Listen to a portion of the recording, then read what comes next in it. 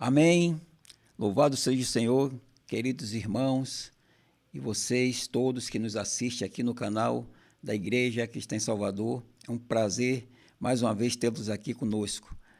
E nessa noite nós vamos finalizar o tema que nós estamos vendo durante várias semanas, que são os chamados, os eleitos, os chamados e os fiéis, né?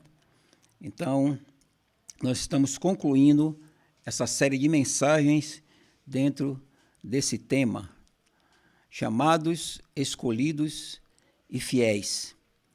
Então, nós sabemos que dentro dessa visão, Deus tem o seu povo aqui na terra, e esse povo de Deus, todo esse povo de Deus, que faz parte da sua igreja, do seu corpo, todos eles foram chamados por Deus, né? Todos eles foram chamados, e dentre esse chamado tem os eleitos, e dentro dos eleitos tem os fiéis. Então, não basta ser apenas um cristão ou estar dentro de um grupo chamado cristandade. É necessário que nós avancemos mais e mais até nós chegarmos à posição de fiéis. É isso que Deus deseja de nós. Nosso encargo nessa série de mensagens, e principalmente na mensagem de hoje, que o título é Cristo e os Vencedores, o encargo nessa mensagem que vai fechar esse tema, né, esse livro, que é os chamados eleitos e fiéis, né? Essa mensagem de hoje vai fechar esse tema geral, né? E a semana passada o irmão Antônio Roque compartilhou uma parte desse título, última mensagem, né, que foi Cristo e os Vencedores, e hoje eu vou concluir, então, essa mensagem, e assim nós concluímos também esse tema geral, chamados eleitos e fiéis. Então, dentro desse tema, né, Cristo e os Vencedores, nosso encargo é que nessa mensagem, né, todos nós possamos perceber e refletir que estamos vivendo sobre um momento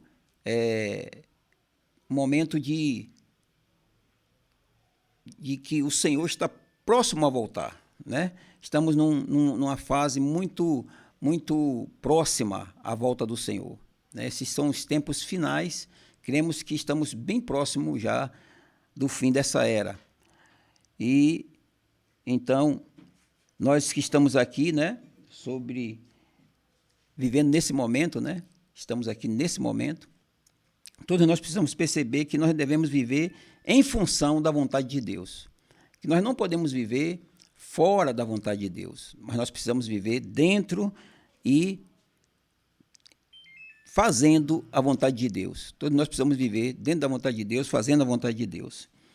Então, meus queridos, nós vimos que nós somos, né, aqueles que Deus conta hoje para trazer o seu reino para essa terra que foi usurpada por Satanás, o inimigo de Deus. Agora, Deus, por meio da sua igreja, ele está nos incumbindo, né, de todos nós sermos aqueles que vamos, na verdade, restaurar essa terra para os interesses de Deus. Por isso, o Senhor Jesus, né, quando estava aqui na terra, ele deixou uma oração, né, que é como um modelo, né, para nós sempre nos lembrarmos de alguns aspectos quando nós estivermos orando. E dentro desses pontos dessa oração de Cristo, né, tem a parte que ele diz que nós precisamos orar: venha o seu reino e seja feita a sua vontade, assim na terra como no céu. Então, nós precisamos orar ao Senhor pedindo que o seu reino venha para a terra, né? Venha o seu reino, né? Venha a nós o teu reino, seja feita a tua vontade, assim na terra como é feita no céu. No céu não há problema, a vontade de Deus é feita, mas o grande problema hoje está aqui na terra: os homens não querem fazer a vontade de Deus, né? E aí nós vemos que Deus quer estabelecer o seu reino e ele conta com cada um de nós. E quando nós lemos Apocalipse, vamos abrir nossas Bíblias, né? Em Apocalipse, capítulo 2, e vamos ler os versículos 26 e 27. Fala assim: ao vencedor que guardar até o fim as minhas obras, eu lhe darei autoridade sobre as nações. Então o Senhor fala que dará autoridade sobre as nações. E o versículo 27 e com cetro de ferro as regerá e as reduzirá a pedaços, como se fossem objetos de barro. Então, há uma promessa aqui, né, para o vencedor aqui da igreja em Tiatira, né? Há uma promessa para cada um, mas aqui o Senhor fala para a igreja em Tiatira que é o vencedor, ele que guardar até o fim as palavras do Senhor, ele dará autoridade sobre as nações, ou seja, ele estará reinando com autoridade na vinda do Senhor, ele reinará com Cristo aqui, de acordo com o que fala a palavra, em Apocalipse, por 1000 anos, reinará com Cristo sobre as nações. Então, na verdade, Deus conta conosco para estabelecer o reino de Deus aqui na terra, né? O seu reino nessa terra. E nós vimos que, por isso é que nós somos aqueles, como nós estamos na era final, como eu falei, próximo do final dos tempos, né? E essa era está se concluindo. Então, nós sabemos que nós somos os trabalhadores da última hora, né? Nós somos os trabalhadores da última hora. Então, como trabalhadores da última hora, nós vimos ali, o irmão Antônio já compartilhou semana passada, aquela parábola dos trabalhadores, né? E que o Senhor chamou os trabalhadores da hora nona, depois chamou da primeira hora, né? Das primeiras horas, que é a sexta hora, né? Logo no início, depois chamou o da nona hora, depois chamou o das 12, né? Depois, por fim, chamou o da última hora, né? E aí todos trabalharam, e quando o Senhor foi pagar, começou a pagar do último para o primeiro, que ele chamou, que trabalhou só uma hora, só um pouquinho, né? Trabalhou, os outros pegaram o calor do dia todo, né? E aí, quando foi pagar, o Senhor deu tudo, deu igual a todos eles. E o da primeira hora falou: olha, você está sendo injusto, porque nós suportamos o calor do dia todo e você está nos pagando igual. Então, o senhor da vinha falou, né? Da Seara falou: olha, você não combinou comigo, não foi esse valor, ou seja, não foi esse valor que você cobrou, ele combinou, ele foi. Então, estou lhe dando a você o que é seu. Agora, se eu quero dar aquele, o mesmo que eu dei a você, isso é comigo, o dinheiro é meu, faço o que eu quiser, não é verdade? Então, aparentemente, parece uma injustiça, né? Mas isso significa que o Senhor, na verdade, ele convoca ao longo das eras vários de seus servos para trabalhar para ele, né? Outros trabalharam e nós hoje entramos no seu trabalho, né? Outros prepararam, suaram, né? Se deram, né? Desde a época dos apostólicos, a igreja primitiva, depois, ao longo desses mais de 2000 anos, né? Muitos se deram pelo Senhor, muitos pagaram preço, né? Para ser fiel ao Senhor e fazer a vontade de Deus. Mas hoje estamos no apagar das luzes já, né? E estamos aqui, já encontramos tudo pronto, né? A igreja hoje não está sendo, pelo menos aqui no Brasil, né? Não está sendo perseguida, né? O evangelho pode ser pregado, nós já temos estruturas, né? Já temos estruturas de locais para reunir e tudo mais, né? Temos a facilidade de pregar o evangelho pelo celular, pela rádio, TV, todos os meios de comunicação, também a palavra impressa. Então, tudo já está pronto, né? A Bíblia já foi toda prontinha para nós. Muitos morreram para que a Bíblia chegasse até nós, né? Muitos deram a vida. E aí, hoje nós já encontramos tudo pronto, né? Nós somos como aqueles trabalhadores da última hora, que aí entramos no trabalho desses e o Senhor quer nos recompensar do mesmo jeito que recompensou aqueles que vieram antes de nós. Então, isso é a misericórdia do Senhor, né? Isso é a misericórdia do Senhor. O que é que nós precisamos fazer agora? Deixar tudo e para seguir o Senhor, não é verdade? Já que nós estamos no final, né? Estamos na última hora, somos os trabalhadores da última hora, precisamos agora ser gratos para com o Senhor, consagrarmos nossa vida a Ele, né? Abrir mão de conforto, abrir mão de prazeres, abrir mão de tantas coisas que a gente gosta, né?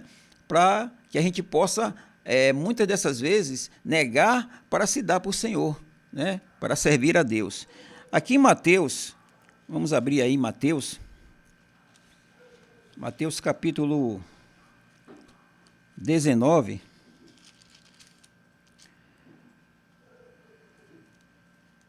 versículo 27 a 30. Mateus 19, 27 a 30. Então lhe falou Pedro: eis que nós tudo deixamos e te seguimos. Que será por de nós? Jesus lhe respondeu: em verdade vos digo que vós, os que me seguistes, quando na regeneração o Filho do Homem se assentar no trono da sua glória, também vós assentareis em 12 tronos para julgar as 12 tribos de Israel. O versículo 29. E todo aquele que tiver deixado casa, ou irmão, ou irmã, ou pai, ou mãe, ou mulher, ou filhos, ou campos, por causa do meu nome, receberá muitas vezes mais e herdará a vida eterna. Porém, muitos primeiros serão últimos, e os últimos primeiros. Então, muitos primeiros, né, serão últimos. Vieram primeiro, mas talvez serão últimos a entrar no reino. E muitos primeiros, e muitos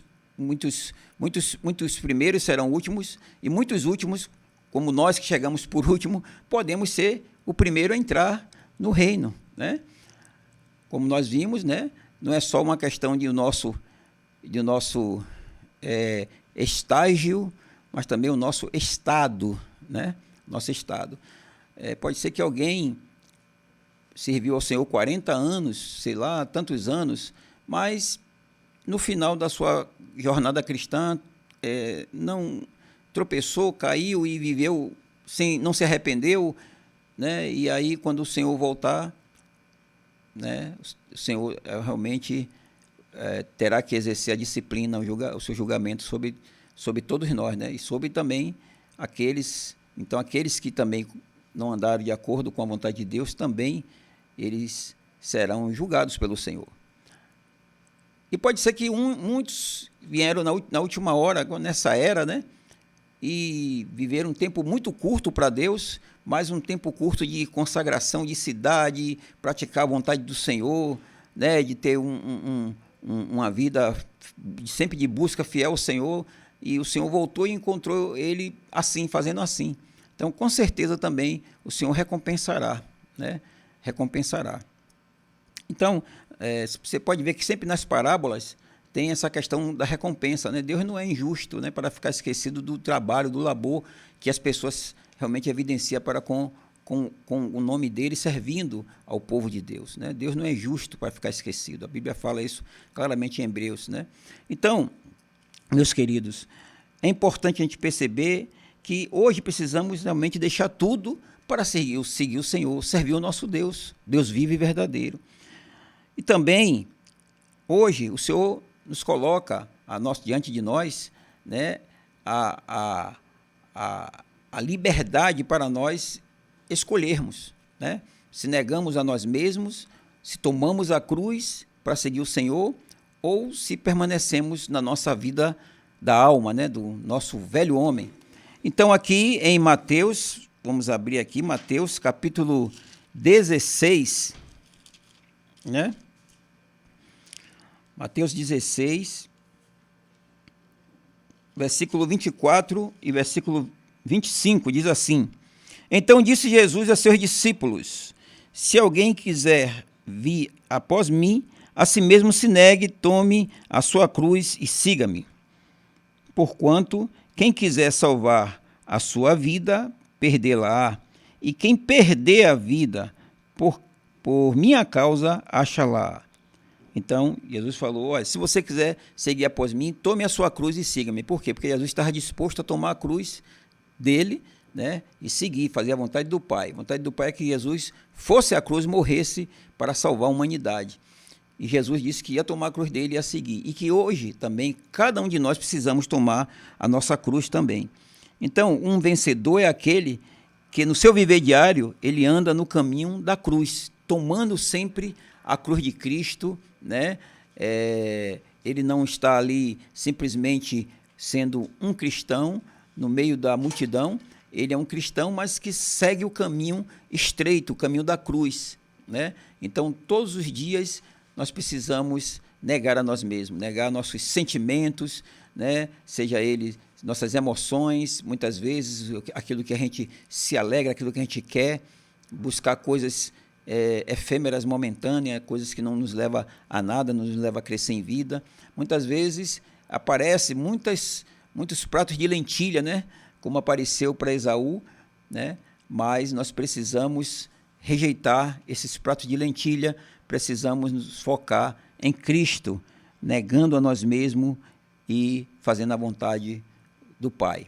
Assim foi que Jesus fez, foi que ele deixou como modelo, quando ele estava ali naquele jardim em Getsêmani, ele orou ao Pai e disse: Pai, não seja feita a minha vontade, mas a tua. Ou seja, ele sabia que ele estava ali para fazer a vontade do Pai, mas quando ele percebeu o sofrimento que vinha sobre ele, Jesus ali, como homem, ele sentiu. Não é fácil tomar essa decisão. Ele se retirou para orar, suou e transpirou sangue, se angustiou naquele momento ali, mas ele falou: não, Pai, não seja feita a minha vontade. Ou seja, ele lutou contra a sua própria vontade, ele renunciou sua vontade e disse que seja feita, Pai, a tua vontade. Então, é negar a vida da alma. Por isso que ele falou: tome a sua cruz e siga-me, né? A cruz, ela mortifica, né, o nosso ego, o nosso eu. Quando Jesus foi à cruz ali, ó, o velho homem foi crucificado, o ego foi crucificado, Satanás foi crucificado, as velhas tradições e religiões foram crucificadas, todas as coisas malignas do universo foi crucificada com Cristo, né? Cristo venceu todas as coisas negativas desse universo. Ele varreu em um só dia o pecado do mundo inteiro. Aleluia! Esse é o nosso Senhor Jesus, né? Maravilhoso. Ó, Senhor Jesus. Então, amados, nós vemos que Deus, ele está convidando, né? Ele está convidando, até hoje ele convida pessoas para que possam abandonar o mundo e possa servi-lo. Ainda há tempo, né? É a última hora, mas ainda há tempo. A volta do Senhor está iminente, está próxima, mas ainda há tempo dos homens se arrependerem e crer no Senhor Jesus. Às vezes você vai pregar o evangelho com uma simples frase que você fala para a pessoa: posso orar por você? A pessoa se abre o coração e quando você ora por ela, ela se quebranta, começa a chorar, começa a se abrir, né? E aí você aproveita ali também para falar do evangelho para as pessoas. Então, as pessoas estão necessitadas, estão carentes da palavra de Deus, da salvação de Deus, né? E nós precisamos ser esses trabalhadores da última hora que vai para a vinha do Senhor para fazer a vontade dele, né? Então, nós vemos que o Senhor, ele deu, na parábola das bodas, que também foi falada na semana passada, na parábola das bodas, nós vimos que o Senhor, ele preparou uma boda e convidou, né? Chamou os convidados, né? Aqui em Mateus 22, vamos dar uma lidinha, Mateus 22, versículo 4 de Mateus 22, diz assim: enviou ainda... o Senhor, na verdade, ele deu uma boda, né? O versículo 1 fala assim: de novo entrou Jesus a falar por parábola, dizendo: o reino dos céus é semelhante a um rei que celebrou as bodas do seu filho, né? Então, versículo 3: enviou seus servos a chamar os convidados para as bodas, mas estes não quiseram vir. Enviou ainda outros servos com esta ordem: dizei aos convidados: eis que já preparei o meu banquete, os meus bois e cevados já foram abatidos, e tudo está pronto, vinde para as bodas. Então, o Senhor preparou tudo, vinde para as bodas. Quando foi que o Senhor preparou tudo? Quando ele veio aqui, né? E ele morreu na cruz por nós, né? E ele, então, ao terceiro dia, ressuscitou e ascendeu aos céus. Ali na cruz ele disse: Pai, né, que já estava tudo concluído. A obra dele já estava concluída, né? Ele concluiu sua obra ali na cruz quando ele concluiu tudo, só faltava agora ele morrer. Então, antes ele inspirou, ele falou, pai, por que me abandonaste, né? Mas aí depois ele falou que estava tudo terminado, estava tudo concluído, a obra dele, né? E aí ele dormiu, né? E aí, ao terceiro dia, então ele ressuscita de novo. Ele ressuscita, né? Melhor dizendo. Então, o Senhor Jesus, ele, na verdade, né? Ele preparou tudo, né? E aí, agora, o Espírito, que é o Consolador, já veio, né? E quando uma pessoa diz, Jesus, tu és o meu Senhor, eu quero te receber como Senhor e Salvador da minha vida, eu me arrependo, eu creio em ti. Então, o Espírito, ele passa a habitar nessa pessoa, porque ela abriu o coração, né? E aí deixou Jesus entrar, né? E sem arrependimento não há perdão de pecado. Se a pessoa não quer se arrepender, acha que não tem do que se arrepender, né? Acha que não quer se arrepender nem dos anos que viveu contrário a Deus, né? Então não tem como Deus ter caminho, mas quando a pessoa se arrepende, então realmente o Senhor vem para salvar essa pessoa. O Senhor Jesus vem habitar dentro dessa pessoa, e essa pessoa é regenerada, é salva. Então é isso que ocorre, né? O Senhor preparou tudo, só basta o homem agora sentar e banquetear, se alimentar.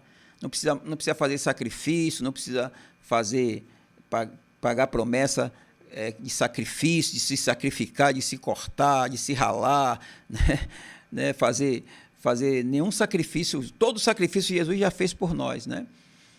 Nós não precisamos fazer nenhum sacrifício. Quando você pede uma coisa ao Senhor, e o Senhor te ouve, você não precisa dizer assim, agora eu vou fazer um sacrifício para o Senhor, porque o Senhor ouviu meu clamor. Não, ele tem prazer em atender qualquer pessoa que clama pelo nome dele, né?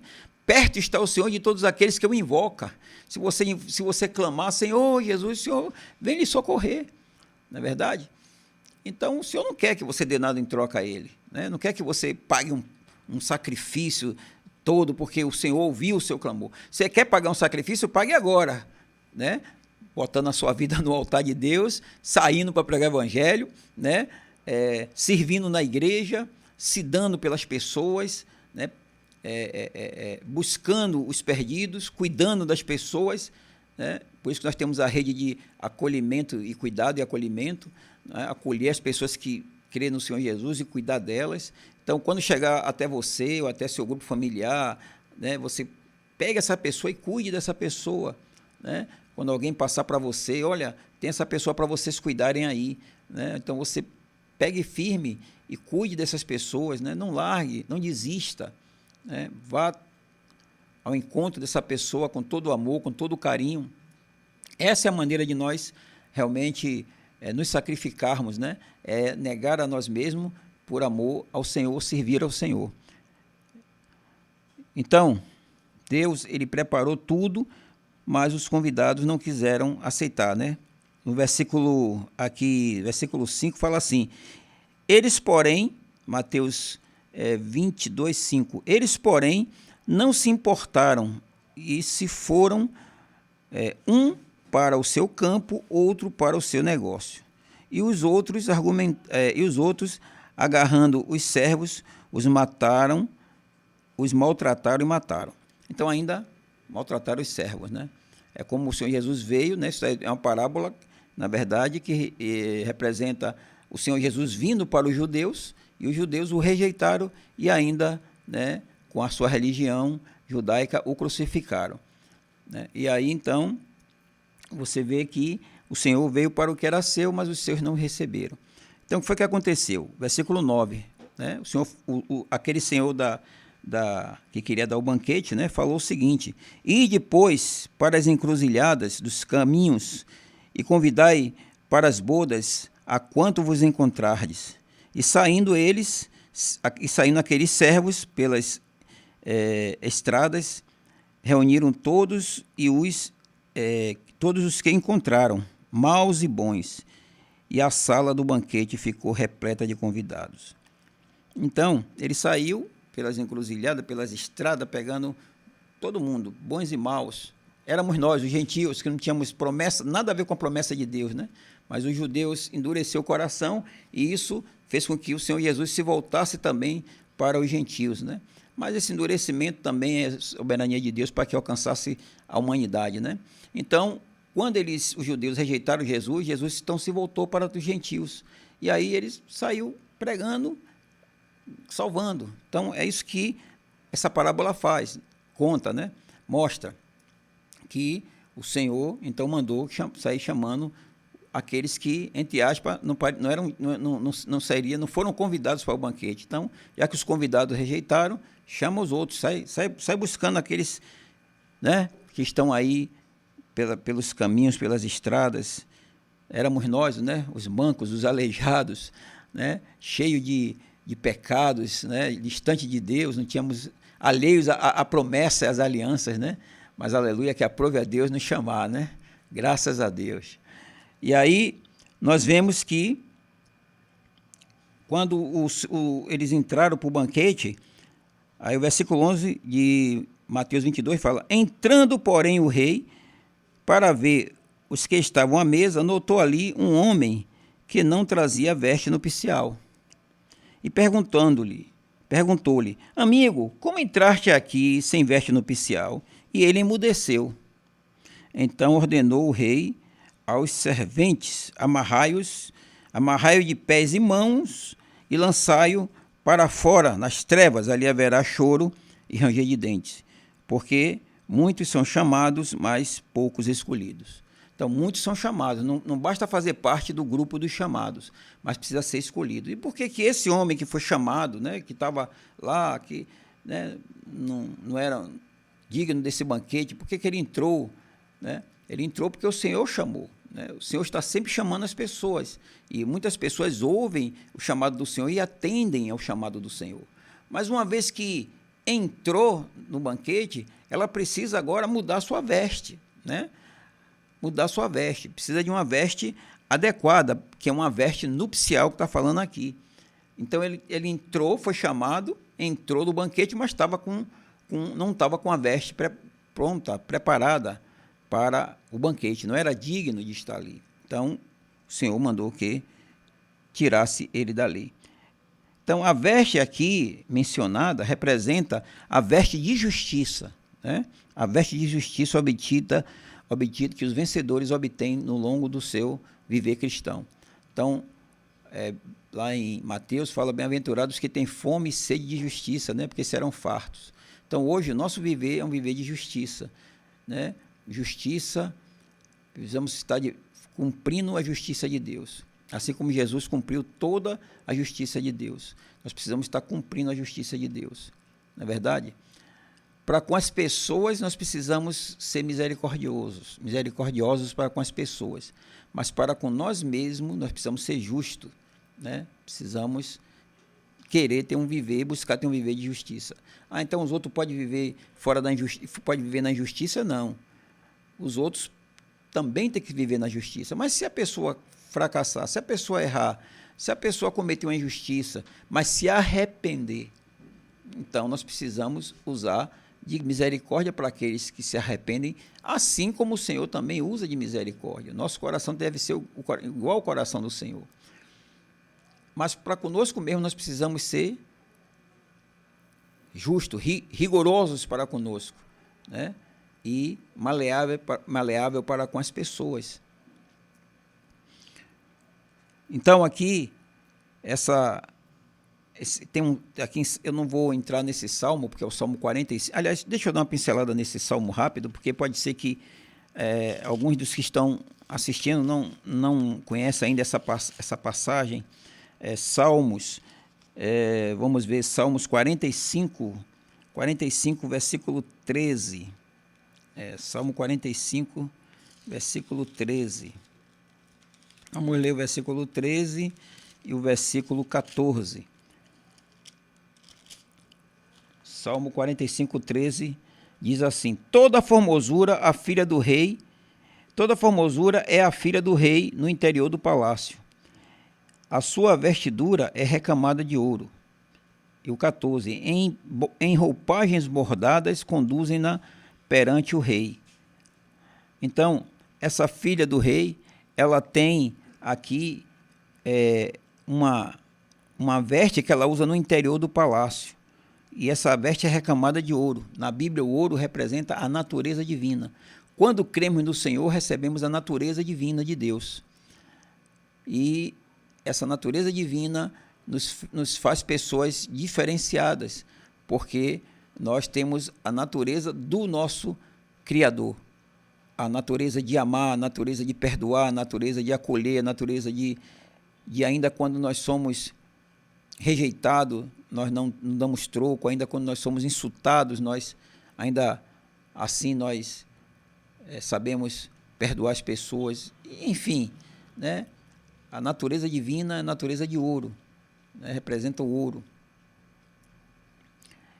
E quando essa filha do rei vai à presença do rei, aqui versículo 14 fala, em roupagens bordadas conduzem-na perante o rei. Então ela tem duas vestes. Uma que ela veste no interior do palácio, mas para estar diante do rei é bordada. Por que essa veste bordada, né? Essa recamada de ouro, ela tem detalhes de ouro, mas a bordada ela é toda feita à mão.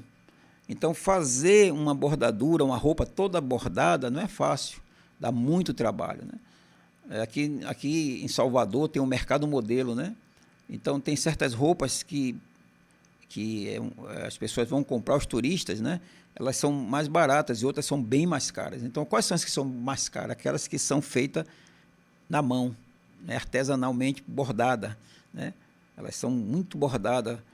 Tem toalhas de mesa, tem roupas que foram todas feitas à mão, grande, bonita, feita à mão. Então o trabalho é muito grande, então ela sai muito mais caro.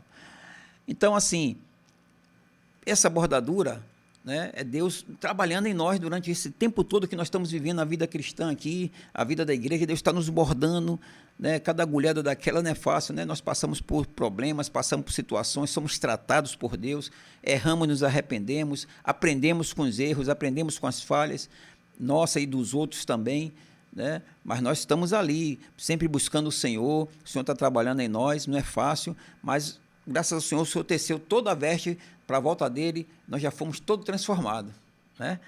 Mas se ficar uma manga sem bordar, não pode, né? Tem que bordar a roupa toda, né? Então essa filha do rei, ela tinha essa roupa, né? Essa roupa de bordado, que é o trabalhar de Deus para que nós um dia chegarmos à sua presença. Ó Senhor Jesus, são os atos de justiça dos santos. Então nós temos que bordar esses atos de justiça para um dia nós estarmos na presença do Senhor, viver realmente dessa forma. Então nós sabemos que hoje não é fácil a gente viver dessa maneira, né? Sendo um viver de justiça, um viver de retidão, de acordo com a palavra de Deus, porque nós estamos em uma sociedade que está em degradação, caindo, né? Em queda. Enquanto que a vida divina, enquanto que a natureza de Deus, ela mantém um padrão de moral da sociedade lá em cima, né? Como nós já falamos aqui, que até mesmo as leis, né, da maioria dos países, né, elas foram feitas com base nas escrituras, né? O direito, né, ele foi feito com base na palavra de Deus, né, na lei, principalmente de Moisés, né? E todo o princípio, a Bíblia foi o princípio da humanidade, foi o princípio, né, da cultura humana, né? É a Bíblia, né? E nós sabemos que essas coisas estão perdendo o seu valor, né? Porque a degradação do mundo está vindo cada dia de pior a pior, e o diabo ele procura transformar a verdade de Deus em mentira. E aí tem enganado os homens, né? E nós sabemos que Satanás, que ele é o príncipe desse mundo, né?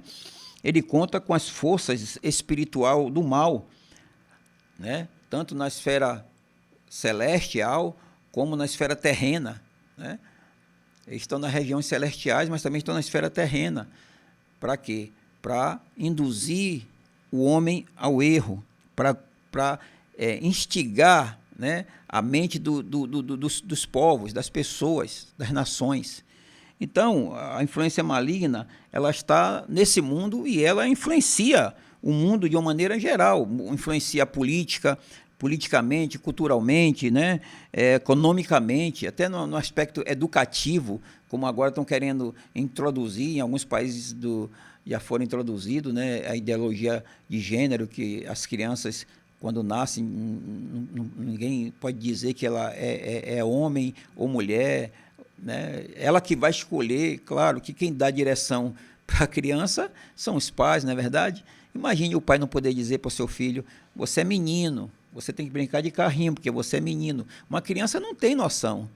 Se uma criança se deixar um boneco e um carrinho e a criança achar que aquele brinquedo é mais interessante, ainda que não seja para a sexualidade dela, ela vai pegar aquele outro brinquedo e vai brincar, né? Vai botar roupinha na criança, na menina, na bonequinha, como se fosse uma menina, vai pentear o cabelo. Se os pais der tudo brinquedo de feminino, claro, essa criança vai nascer com a educação invertida. Isso vai causar um transtorno nessa criança.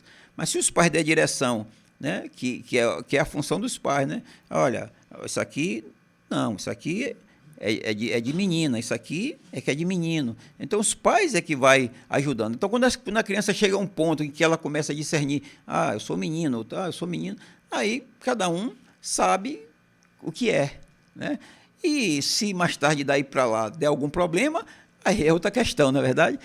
Mas os pais precisam, sim, dar essa indução aos seus filhos, porque eles nasceram assim, nasceram menino, nasceram menina, o que vai fazer? Vai dizer que não é nada?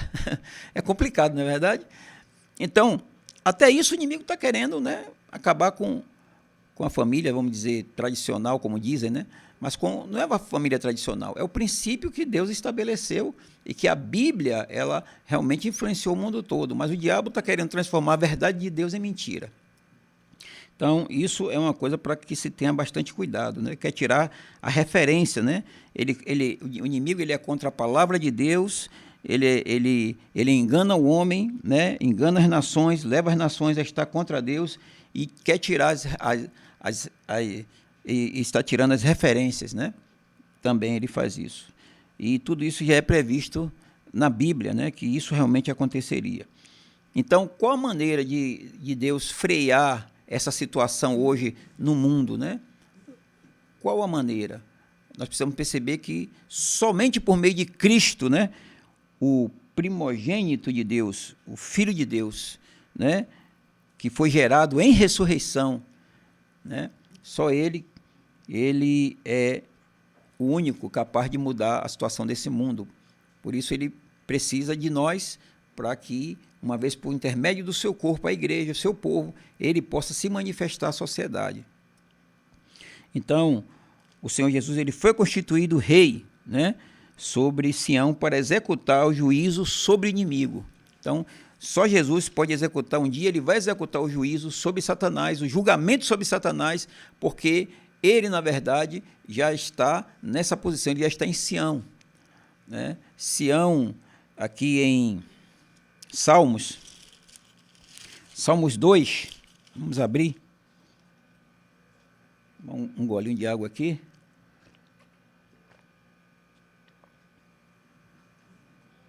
Salmos 2, versículo, vamos ler aqui os versículos 6 e 7, diz assim: Eu, porém, constituí o meu rei sobre o meu santo monte Sião. Proclamarei o decreto do Senhor. Ele me disse: Tu és meu filho, eu hoje te gerei. Então, o Senhor Jesus, isso aqui é uma profecia com respeito a Cristo. E aqui essa profecia fala bem claro que Deus constituiu Jesus como o quê? Deus constituiu Jesus como rei, né? Como rei. O Senhor Jesus, né, é rei sobre o meu santo monte Sião. Então, o Senhor Jesus ele é o rei sobre o monte Sião. E esse monte Sião, qual a origem desse monte Sião na Bíblia, né? Esse monte Sião, na verdade, ele é localizado na parte mais alta dos montes, né, de Jerusalém, né? Os montes mais altos de Jerusalém, esse monte Sião, ele era localizado ali, né? E ali, em Jerusalém, nesse monte, havia uma fortaleza ali, que os jebuseus, que era o inimigo de Israel, tomou conta dessa fortaleza ali, né? E ali eles estavam ali, habitando ali, nesses montes mais altos né, ali em Jerusalém. E, na verdade, era um lugar de difícil acesso, né, uma fortaleza muito, muito grande de difícil acesso. Então, quando Davi foi ungido rei sobre todo Israel, ele reinou sobre o reino de Judá por 7 anos, e reinou em todo Israel, né? Todo Israel ele reinou por 33 anos. Então, quando ele foi aclamado rei por todo o povo de Israel, ele foi expulsar os jebuseus de lá, desse monte Sião, né? Ele foi expulsar desse monte Sião e lugar onde ele precisava também ir para construir o templo. E aí, vamos abrir, para nós vermos aqui um pouquinho dessa história, em 2 Samuel, né? 2 Samuel, vamos ver aqui o capítulo 5, versículo 5, versículo 7. 2 Samuel 5, versículo 6 e 7. Partiu o rei com os seus homens para Jerusalém contra os jebuseus que habitavam naquela terra e que disseram a Davi: não entrarás aqui, porque os cegos e os coxos te repelirão. Como quem diz: Davi não entrará neste lugar. Os jebuseus falaram, que eram os inimigos de Israel, estavam lá nesse monte Sião. Versículo 7. Porém Davi rompeu a fortaleza de Sião, esta é a cidade de Davi. E Davi não foi sozinho, ele fez uma convocação. Versículo 8. Davi, naquele dia, mandou dizer: todo o que está disposto a ferir os jebuseus, suba pelo canal subterrâneo e fira os cegos, os coxos, a quem a alma de Davi aborrece.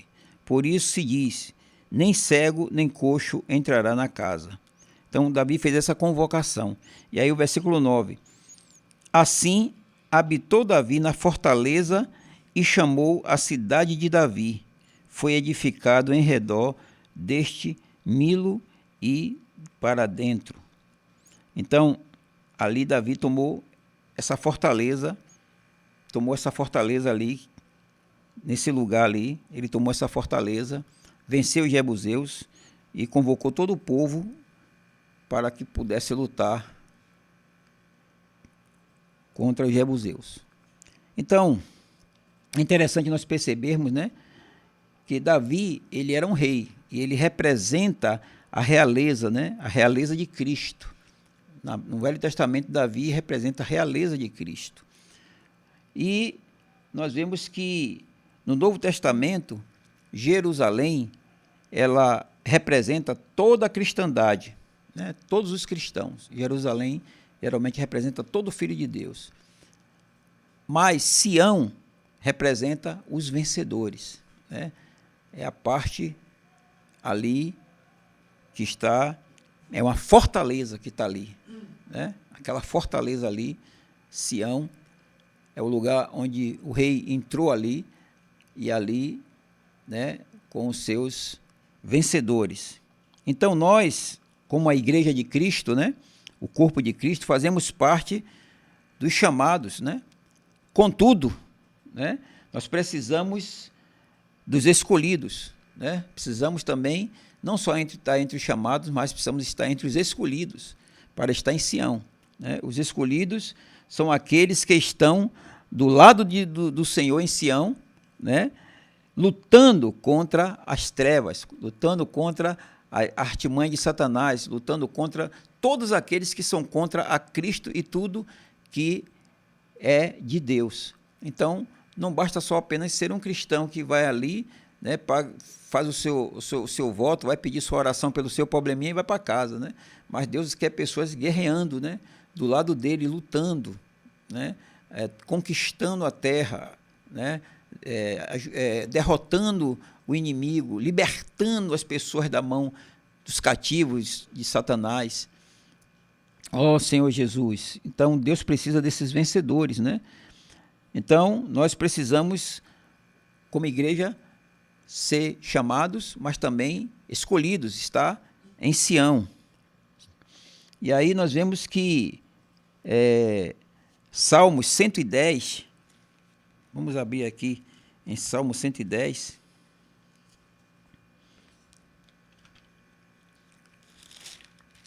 Salmo 110. Salmo 110, ele nos diz algo interessante.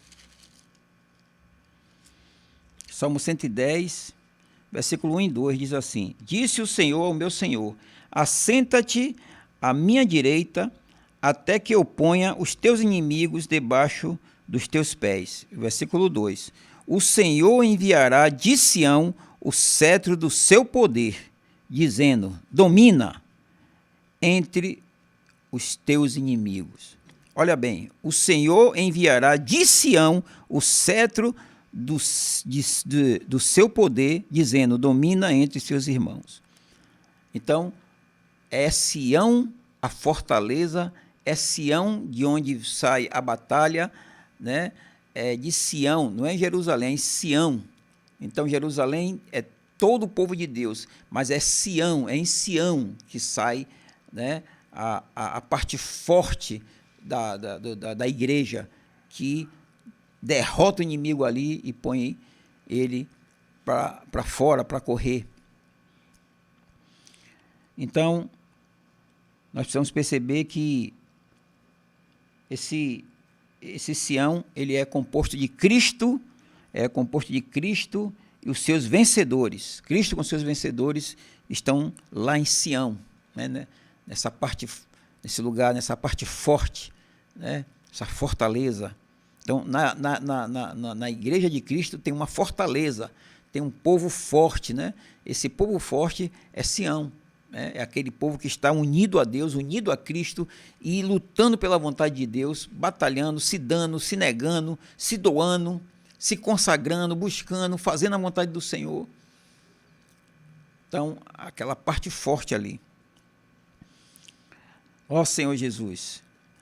E o versículo 3 do Salmo 110 diz assim: apresentar-se-á voluntariamente o teu povo no dia do teu poder, com santos ornamentos, como o orvalho emergido da aurora, serão os seus jovens.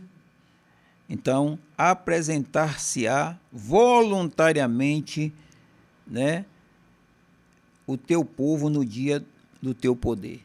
Então, Davi convocou e as pessoas voluntariamente foram lutar para expulsar os jebuseus de Sião. E aí o Senhor, Davi como rei, dominou ali. O Senhor Jesus também, ele quer dominar. E ele convoca, né? Ele convoca para quem quiser vir, venha. Então, muitos não vêm. Muitos estão preocupados com suas coisas, como na boda, né? Um estava preocupado com sua casa, outro preocupado com sua esposa, com seus filhos, com seus bens, com sua profissão, com sua carreira, né? Seu futuro, sua carreira, e esqueceram de servir ao Senhor, de atender o chamado de Deus. Então, precisamos ser aqueles que, claro, que cuidam de nossos familiares, cuida de sua esposa, cuida de seus filhos, né? Do seu trabalho, mas que ao mesmo tempo você se doa pelo Senhor. Você não se distrai com as coisas do mundo. Por isso que Paulo fala, os casados como se não fossem, os que usam das coisas do mundo como se dela não usassem, porque a aparência do mundo passa. Não é verdade?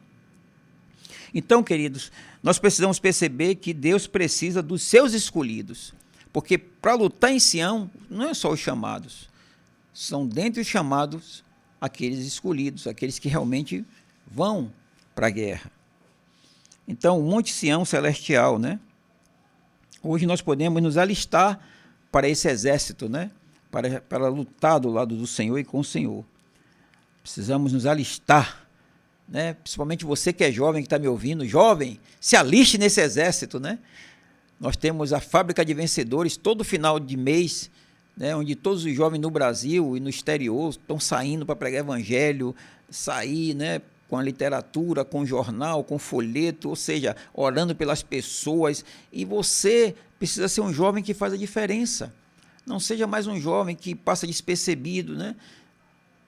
Ninguém vê, ninguém nota, né? Você não faz diferença, né? Então passa despercebido, mas seja um jovem que faz a diferença, Você pode fazer a diferença na sua faculdade, você pode fazer a diferença na sua casa, nos seus vizinhos, ou seja, e você pode também fazer a diferença saindo uma vez por mês, né, para a fábrica de vencedores, para orar pelas pessoas, né? A pandemia, graças ao Senhor, está aliviando. Então você pode usar máscara, levar seu álcool em gel, né? E você pode sair na rua, é até melhor, porque não tem o vento, tem o distanciamento, né? Se orar pela pessoa, isso não vai. Se você faz tantas coisas, porque não pode sair na rua para pregar o evangelho, não é verdade? Falar de Jesus para as pessoas, né? Então nós precisamos realmente nos levantar. Você quer ficar nessa posição, né, de inércia, né? Como muitos falam, na maresia, né, na volta do Senhor? Vai ser difícil, né, você ser convocado. Mas se você hoje ouvir o chamado do Senhor, a convocação do Senhor, e você realmente for para a luta, Deus vai abençoar. Breve nós vamos ter para a igreja uma saída coletiva, né, para todos nós sairmos como igreja para pregar o evangelho. Eu rogo a vocês, não deixem de participar. Muitas cidades estão saindo crianças, adolescentes, pré-adolescentes e jovens, pessoas mais maduras, de meia idade, está saindo idosos, velhinhos, tudo estão saindo, né? Todo mundo está querendo realmente cooperar com Deus. Deus só pode avançar por meio de nós, da igreja, né? A obra não é de um só, né? Não é de um homem só, né? Na liderança da igreja, né? A obra é de todos precisam sair. Jesus falou, ide pregar o evangelho, né? E fazer discípulos de todas as nações, né? E até mesmo quando a igreja em Jerusalém foi perseguida, quem saiu para pregar o evangelho nem foram os apóstolos, né? Naquele momento a igreja em Jerusalém tinha milhões de pessoas e precisava dos apóstolos ali para cuidar da igreja, que era muito grande. Milhares de pessoas aderiram à fé, né? Mas a igreja que foi perseguida, os irmãos saíram dispersos pelas cidades anunciando a palavra. E aí foi levantando testemunho, o Senhor foi expandindo o nome do Senhor. Então, jovens, não fiquem na inércia, saiam, né? Fábrica de vencedores agora no final de outubro. Vamos lá sair. E não só os jovens, mas podem sair com ele todos os irmãos que quiserem, né? As irmãs já saíram aí, já pregaram o evangelho, nós soubemos, né? Foi muito bonito, foi muito bom. Agora toda a igreja também vai sair, incluindo as irmãs também, né? Vamos sair como um exército, como um batalhão. Aleluia! Ó Senhor Jesus!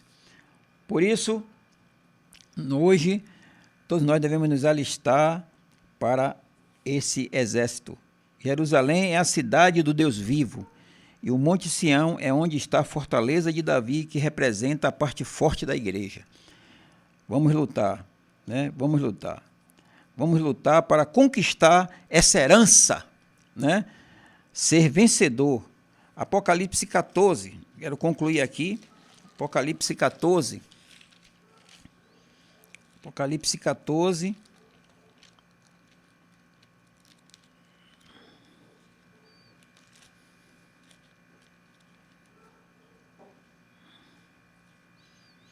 Apocalipse 14.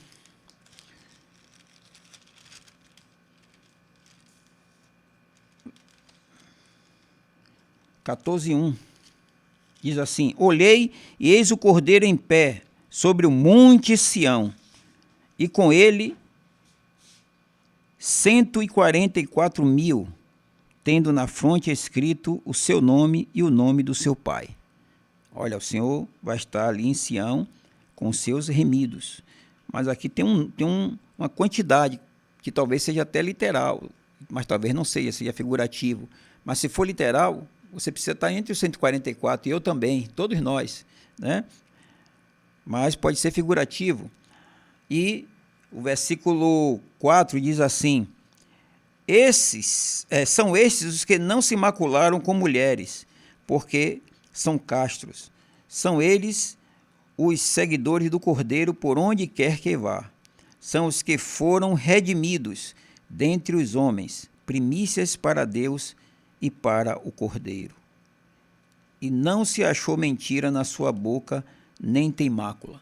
Então, ele se manteve íntegro, puro, servindo a Deus, né? Eles, pois, o venceram por causa do quê? Do sangue do Cordeiro, por causa da palavra do testemunho que deram, e mesmo em face da morte, não amaram a sua própria vida. Então, não é aquele que nunca falhou, mas naquele dia ele está sem mácula, ele está lavado, ele está no altar do Senhor, ele está consagrado, santificado, está servindo ao Senhor, está realmente sem mácula, né? Sem rugas. Esse vencedor, ele é aquele que luta todo dia, negando a sua vida da alma, ele luta contra os vencedores estão lutando todo dia contra o pecado, lutando contra a carne, lutando contra Satanás, lutando contra o mundo. Aleluia! Esses são os vencedores. Os vencedores representam a igreja, né?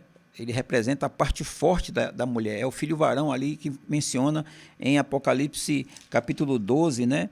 E versículo 5, que fala: nasceu-lhe, pois, um filho varão, que há de reger todas as nações com cetro de ferro, e o seu filho foi arrebatado para Deus até o seu trono. Então, esse filho varão, ele é a parte forte da mulher que vai lutar naquele dia para, na verdade, lançar Satanás por terra, né? Então, hoje Deus está preparando, ele está em Sião, no Monte Sião, é quando o Senhor Jesus estará ali em pé, no Monte Sião, de acordo com Apocalipse 14:1, e ali estará com ele os seus vencedores. Então, nós precisamos ser aqueles que precisamos se manter de pé até a volta do Senhor. O Senhor possa ter misericórdia de nós, né? Os vencedores, então, eles vão estar ali apresentando a igreja como os primogênitos, né? Como as primícias. As primícias são os primeiros frutos. Então, nós queremos ser primícias para Deus e para o Cordeiro. Queremos ser essas primícias, né? Como fala aqui no versículo 4, né? São os que foram redimidos dentre os homens, primícias para Deus e para o Cordeiro. Nós queremos ser as primícias para Deus e para o Cordeiro. Queremos ser esses que estão não somente em Jerusalém, mas queremos estar no Monte Sião. Queremos ser esses que estão na igreja, mas não queremos ser só os chamados, queremos ser também os eleitos e queremos, dentre os eleitos, mais ainda, queremos ser os fiéis. Aquele que, quando o Senhor voltar, achar fazendo assim, dentro da sua vontade. Que Deus nos abençoe. Nós concluímos, então, esse livro, chamados, eleitos, chamados, né? Eleitos e fiéis.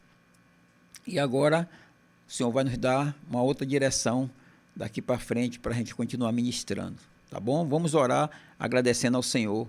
Senhor, nós te agradecemos, Pai, por essa oportunidade que o Senhor tem nos dado durante esse período de estarmos desfrutando desse tema tão maravilhoso. O Senhor não somente quer nos chamar, mas o Senhor também nos elegeu, mas o Senhor também quer que sejamos fiéis. Senhor, que o Senhor possa contar com cada um de nós. Sabemos que ainda somos falhos, somos ainda seres humanos, sujeitos a fraquezas, mas temos a sua vida poderosa, a sua vida de ressurreição, que nos sustenta, que nos supre, que nos fortalece. E sabemos também que o teu Espírito está 7 vezes intensificado para estar nos sustentando. Pai, conta conosco, Senhor. Abençoa a sua igreja. Levanta a parte forte da mulher. Levanta Sião junto contigo, para que possa batalhar essa batalha, fazer a sua vontade e trazer o seu reino para essa terra. Restringir o reino do inimigo, estabelecer o teu reino. Conta conosco, Senhor. Nos dá a sua graça, em nome de Jesus. Amém. Que Deus nos abençoe e até a próxima.